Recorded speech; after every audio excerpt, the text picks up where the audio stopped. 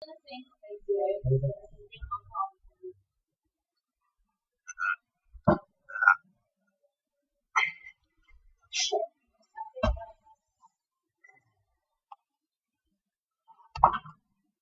of you know what is actually in your fast food?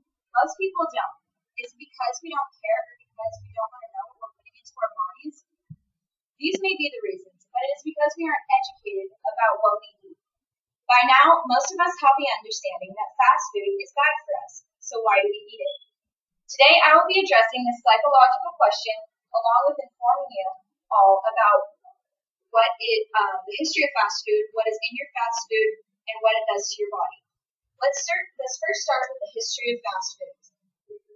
In Andra Todorita's article, The Fast Food Industry, A Brief History, she explains that fast food has technically been around for thousands of years. The very first were street vendors. Many of the poorer people of societies didn't have kitchens in their homes, so they couldn't make their own food. As well, many of the poor spent their hours performing hard labor and did not have time to cook. So street vendors who sold already cooked food were their saviors from starvation. The first actual fast food restaurant to open was White Castle in 1921. This chain changed the opinion about the hamburger, which was seen as a poor man's food, being that the patty would be normally made out of random meats, including animal organs, that may have already been spoiled.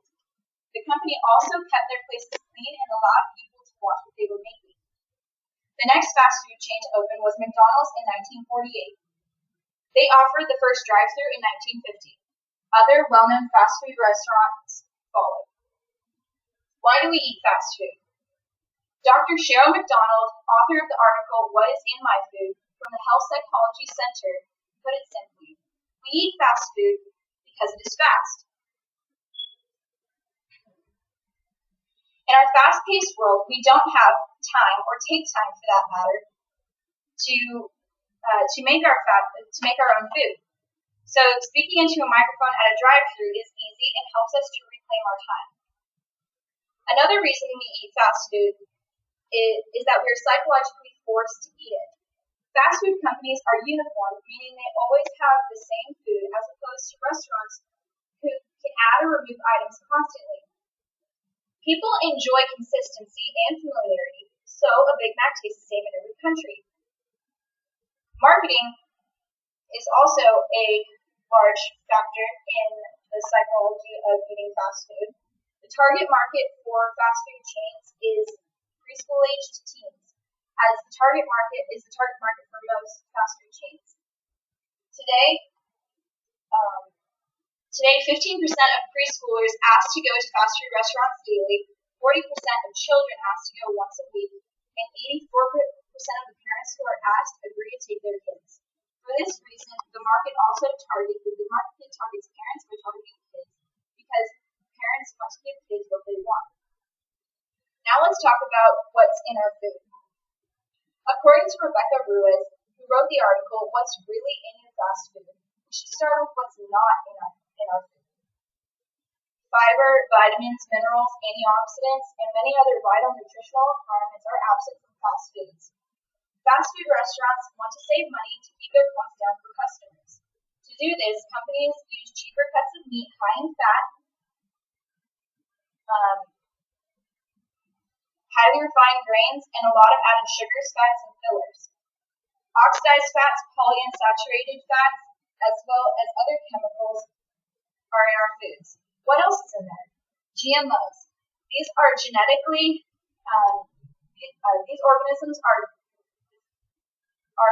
organisms with genetic material that have been altered using the genetic engineering techniques. And they make food cheaper because they force things to grow at high rates. Pesticides. Most farmers use pesticides to keep away bugs from their food. They're not only in our vegetables and fruits, though. They are in our meat as well, because pigs, cows, and chickens eat those vegetables or the grass that was sprayed along with our crops.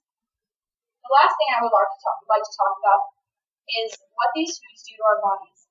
So let's see what comes along with your $2 burger. Kristen Miller, author of the article How Does Junk Food Harm Our Bodies on Livestrong.com, says that with those cheap cuts of meat, highly refined grains, and sugars, fats, and fillers come highly addictive qualities and a very high calorie intake. Deoxidized fats and polyunsaturated fats lead to accelerated plaque buildup in your arteries, which can lead to cardiovascular problems. The trans fats found in most fast foods kill good cholesterol and raise bad, as well as other chemicals in our food can lead to cancer, heart disease, diabetes, and obesity. GMOs are very common in all of our foods, so why are they bad? They are unnatural, so they're harmful to the human body in general, but mainly harm the physical health of the immune system.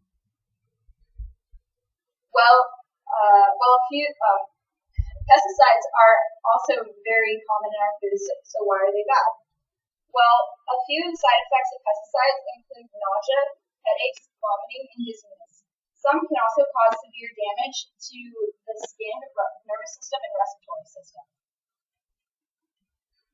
So now we have gone over the dangers of eating fast food. We have examined the simple and complex psychological reasons of why we eat fast food, even though we know it is bad. We discovered what is in our fast food and if it is healthy or not. Just to leave you with some statistics found on Partners for Your Health blog posted by Deanna Kidd, 1 out of 4 Americans eats fast food daily. There are only 7 items on the McDonald's menu that don't contain sugars. If you eat a Big Mac, large fries, and a Coke, you will have to walk nonstop for 6 hours to burn the calories you gained. Most children can recognize the McDonald's emblem before they can even talk. And last of all, mostly in part of fast food, 60% of Americans are overweight or obese. Thank you for listening.